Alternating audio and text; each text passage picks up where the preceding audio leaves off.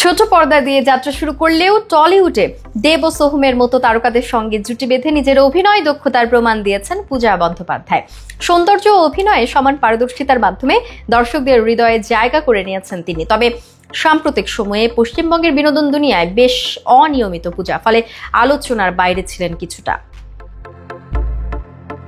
তবে এবার ব্যক্তিগত জীবনের এক বেদনাদায়ক অভিজ্ঞতা শেয়ার করে আবারও সংবাদের শিরোনামে এলেন অভিনেত্রী। সামাজিক যোগাযোগ মাধ্যমে একটি পোস্টের মাধ্যমে পূজা জানান, একসময়ের ঘনিষ্ঠ বন্ধুর বিশ্বাসে ভরসা করে তিনি ও তার পরিবার চরম প্রতারণার শিকার হয়েছেন।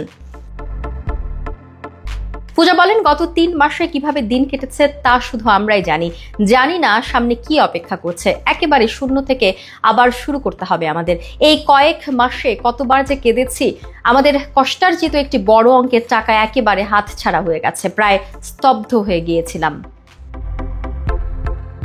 এই কঠিন সময়েও পূজার পাশে রয়েছেন তার স্বামী কুনাল। তিনিও সামাজিক মাধ্যমে অনুরোধ জানিয়েছেন সবাই যেন পূজার পাশে থাকেন এবং তাদের কাজগুলো দেখে উৎসাহ দেন। পূজাও একই অনুরোধ করেছেন ভক্ত অনুরাগীদের প্রতি। তবে কার দ্বারা প্রতারিত হয়েছেন কিংবা সেই বন্ধুর পরিচয় কি, এই বিষয়ে এখনই মুখ খুলতে চাননি পূজা বা কুনাল কেউই।